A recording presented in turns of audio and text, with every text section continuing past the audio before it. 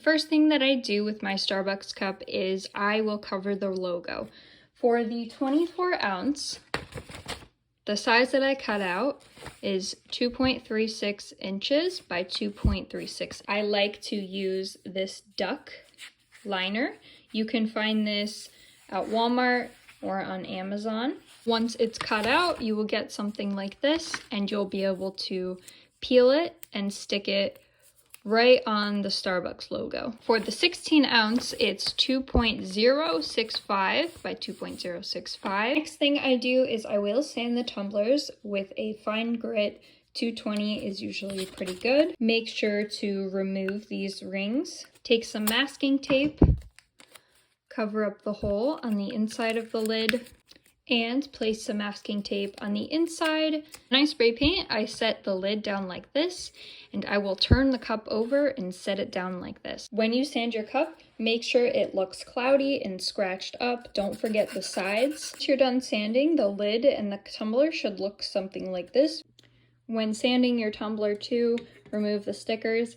And don't forget to sand the bottom of the tumbler. Some people leave the bottom of the tumbler blank. I personally think that coloring it with the spray paint always looks best. Want to add your metal tag to the bottom of the tumbler, you can do so. I use Bob Smith 30-minute slow cure epoxy to get it on there. The next step is to take some isopropyl alcohol. You can get this at the dollar store, and some coffee filters. I like to use them because they don't have any lint, and rub it on the lid to get any extra residue off. And it should look like this, and it's ready for spray paint. My favorite spray paint is Rust-Oleum 2X Paint and Primer.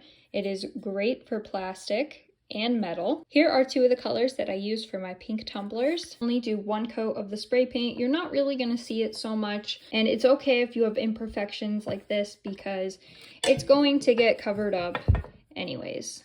The most important part is to seal your tumblers with a sealer. I recommend doing 2 coats of this and letting it dry for at least 24 hours before you do anything to your tumbler. Once I paint my tumblers, I take a ruler. The 24-ounce Starbucks cups are about 8.75. I divide that into 5. I will take a pen and mark off 5 sections. Now, once you get to this line, this is not a guaranteed, oh, I need to switch here. This is just to use as a guideline to know, okay, I need to start fading into the next color. For the names, the 2 fonts that I use are called Loveliness and Hello Honey. I print them out in my Cricut machine, and I will use this duck liner as a form of transfer tape. Once you have the name on, you're going to want to sand it with a 220 grit sandpaper. For the names, depending on the size, the customer may want it to be horizontal, but most of the time I do mine vertical. I do whatever the name is kind of proportional to the tumbler. Generally, it's between 5 and 6 inches, depending on the actual length of the name. For the stone sizes that I use on the name, I have some SS8s, and then I have some SS20s, 16s, 12s, various sizes. For this Starbucks tumbler, because the name is a little bit smaller, I use some SS6s. Notice that there are some areas that are very, very small. Now, when your glue dries, once you get into rhinestoning, it may be hard to actually put some rhinestones in here. So I recommend when doing the names, try to fill in with the color that's supposed to be here some of the rhinestones that are going to be smaller. These are SS6s. This is another area that I filled in before I started rhinestoning. Favorite glue to use for the name is Bob Smith 30-minute slow cure. It generally gives you enough working time to do the name, or at least half of the name. I use a lip gloss applicator wand, and I will apply it to the vinyl. You use epoxies like the Bob Smith 30-minute slow cure or the CG500. You're going to need to mix an even proportion. Try to get it to at least 90%. Make sure it's even, or else your glue will not cure. I usually use old shipping labels and mix my glue on there. You can use Post-it notes. There are also silicone trays that you can mix it on, and then you're able to peel it off after you're done with it. As you can see, I've done my baseline, And I've done around the logo. This is an approximation of where I think the rhinestones are going to end up, what colors based on this. For the first line, I like to use a glue that dries fast. That way you can get working on it as soon as possible and you don't have to wait for it to dry. You may use Bob Smith 30-minute slow cure. However, you may want to wait for it to dry until you start working, but that may take up to 30 minutes. For a tumbler, you can use SS16s or SS20s. The entire line is SS20. Your baseline is very important to have straight, and the most guaranteed way to get it straight is to do it in sections and then occasionally tap on it, go like this, and that way the rhinestones all line up. Make sure to check each rhinestone that it's not popping off and to poke at them and make sure that they are secure. This is an example of a cup that has its baseline. When doing the base and doing all my cups, I prefer to hold them upside down. When you're using epoxies, the stones slip and slide, and this helps ensure that the stones are not slipping and sliding everywhere. I prefer to work from the top up. I'll usually stick my hand in there to get a better grip. And that way you keep the top looking clean because the bottom generally is going to be set down. So you're not really going to see any imperfections that you may have on the cup. This is an example of a 16-ounce Starbucks tumbler. On the bottom, I did 3 lines of only the crystal clear. And then on the 4th line, I started to add the second color, and every 8 of the crystal clear, we have 8 counting in between, and then I put the pink one, and then I go 8, pink one. I go to the next line and I did about 5. Next line I did 3. The next line I did every other one. Whereas when I start to do the reverse, I do 3 of the pink, then 5 of the pink, then we do 8 of the pink. And I do 1, 2, 3 of the pink, and then I start to add another color. All tapered cups are going to require fillers. So as you can see right here, once you notice that the stones in your honeycomb start to not fit so perfectly, you can see that they're starting to go on top of each other. This is when you're going to want to add a smaller rhinestone. So instead of putting the SS20, I put an SS16.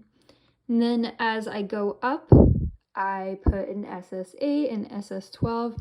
You have to kind of use your discretion on what will fit. As I move up some more, I put in SS6 and SS8, move up a little bit more in SS6 and SS6. I keep moving up until eventually it kind of looks like this. Instead of going diagonal, you'll start to notice that it will go vertical. And that is when you'll be able to add your bigger rhinestone again to connect the line. Sometimes it may take a while going up the cup before you're actually able to put that bigger rhinestone in. It continues to go all the way until here. You may have a little gaps on the side, but you'll use your discretion when you know that the SS6s are no longer needed. You can put the SS20. The most common fillers that I use are SS16, SS6, and SS12. And sometimes if you have them, SS8s also work good. For the names, I try to keep my honeycomb all the way up until I get to the name. When my honeycomb doesn't fit, I'll use smaller rhinestone. It ends up looking a little bit like a scatter. And if your lines are perfectly straight, you should be able to match up and connect at the end. It's not always perfect. Sometimes you'll notice that certain sections are higher, and then when your line connects over here, it may be a little bit lower.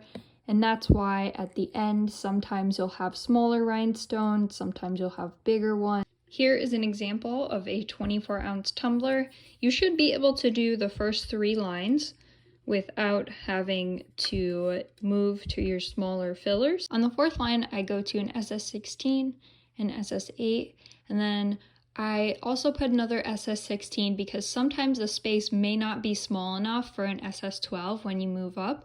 Use your discretion, see what's going to fit.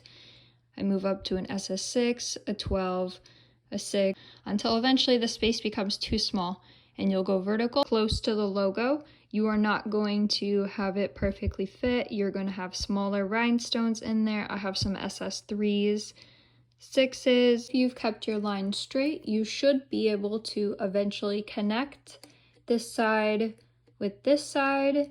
You'll notice that you're definitely going to need fillers. At the end, you may not be able to fit all your SS20s perfectly, so you may need smaller rhinestones. The goal is not to have these rhinestones go over the edge too much. It will not be able to be set down on a flat surface. The pattern that I have for my 24-ounce tumblers is 1, 2, 3, 4, 5 lines of a solid color. On my 6th line, I do every 8.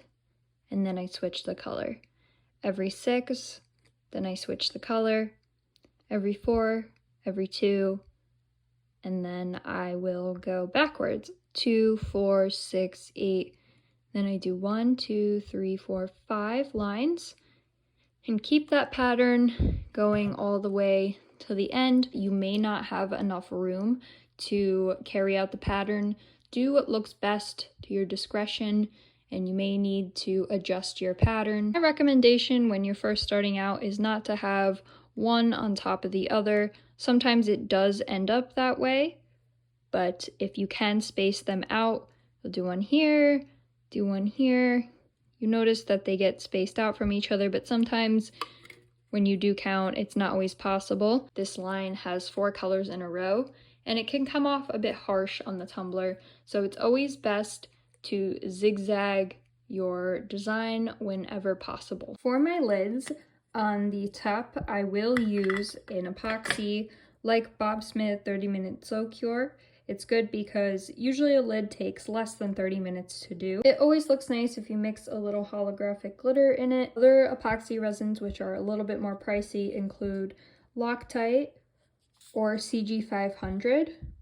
Some people may use Bob Smith's 30-minute slow cure or an epoxy on the outside of the lid. I prefer a glue that dries faster, like Super Tay Multi-Grab 360. It's very durable, and when you're using a lid, this part gets a lot of action. I've never had a customer complain about anything on their lid falling off. You may use Bob Smith 30-minute slow cure on the side. However, I do not recommend it, and I want to show you what can happen if you use that. Some of your rhinestones may not be even, they may slip and slide, and you have to be very careful and monitor the side of the lid.